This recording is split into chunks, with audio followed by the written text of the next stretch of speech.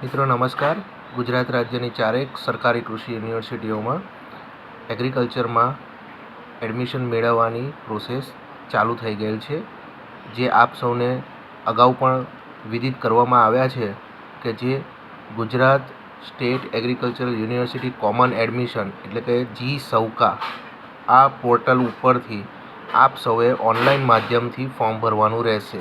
એટલે ધોરણ 10 અને ધોરણ 12 પછીના જે વિદ્યાર્થીઓ છે તે આ પોર્ટલ ઉપર જઈ અને તેની સંપૂર્ણ માહિતી મૂકી દેવામાં આવેલી છે. એ માહિતીનો અભ્યાસ કરી અને ત્યારબાદ ફોર્મ ભરવાનું શરૂઆત કરી દેવી પડશે. તો સૌપ્રથમ તો આપ સૌએ GSAUCA.in આ પ્લેટફોર્મ ઉપર આપણે ઓનલાઈન માધ્યમથી ફોર્મ ભરવાની શરૂઆત કરી દેવી પડશે. પરંતુ તે પહેલાં આપ સૌએ કયા કયા ડોક્યુમેન્ટ્સની જરૂરિયાત પડશે તેની પણ માહિતી મૂકી દેવામાં આવી છે. તો એ તમામ ડોક્યુમેન્ટ્સો સૌ પ્રથમ તો તૈયાર કરી લેવાના અને ત્યારબાદ તેને અપલોડ કરવાના રહેશે. અને સૌથી અગત્યની વસ્તુ છે કે તમારે ફોર્મ ભર્યા પછી ચોઇસ ફિલિંગ પણ કરવાની આવશે. એટલે કે ગુજરાત રાજ્યની ચારે કૃષિ યુનિવર્સિટીઓમાં અલગ અલગ વિવિધ જગ્યાએ કોલેજો પણ કાર્યરત છે. એટલે કે આણંદ, નવસારી, દાંતીવાડા અને જુનાગઢ ખાતે અલગ અલગ માની લો કે એગ્રીકલ્ચર છે તો એગ્રીકલ્ચરમાં અલગ અલગ જગ્યાએ આ કૃષિ યુનિવર્સિટીઓ અંતર્ગત કોલેજો કાર્યરત છે. જેમ કે આણંદ છે તો આણંદમાં આણંદ પ્રોપરમાં, જબુગામ તેમજ વસો આવી રીતના 3 એગ્રીકલ્ચરની કોલેજો કાર્યરત છે. એવી રીતના નવસારી તો નવસારી કૃષિ યુનિવર્સિટી અંતર્ગત નવસારી, ભરૂચ, વઘઈ એટલે આવી રીતના ચારેય ઝોનમાં અલગ અલગ રીતે કોલેજો કાર્યરત છે. તો ચોઇસ ફિલિંગ પણ તમારે તમારા નજીકના સ્થળે તમારા નજીકના ઝોનની નજીક તમે ચોઇસ ફિલિંગ પણ એ પ્રમાણે કરી શકશો. તદુપરાંત તમને કોઈપણ પ્રકારનું જો મૂંઝવણ હોય તો તમે હેલ્પ સેન્ટરો પણ કાર્યરત છે દરેક કોલેજો દીઠ.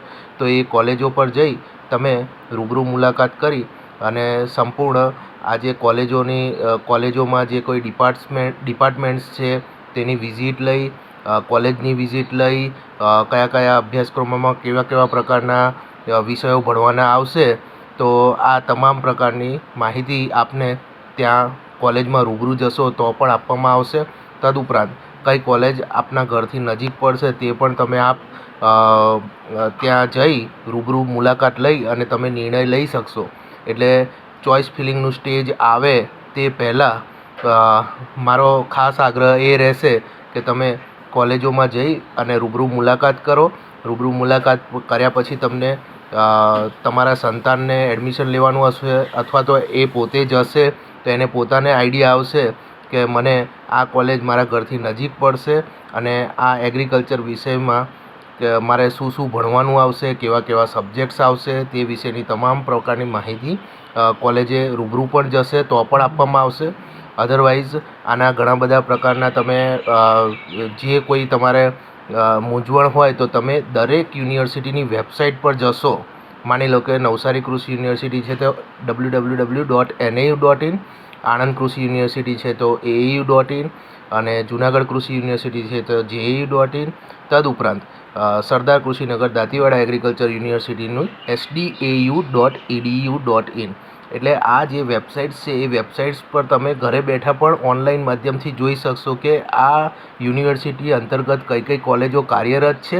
તદુપરાંત એ કોલેજોમાં કયા પ્રકારની સુવિધાઓ છે, એના સિલેબસ અને એની કોર્સ આઉટલાઇન ને તમામ તમને કેવા પ્રકારનો અભ્યાસ કરવાનો રહેશે તે તમામ અને કેવા પ્રકારની પ્રવૃત્તિઓ ચાલે છે તે તમામ માહિતીઓ મૂકી દેવામાં આવી છે.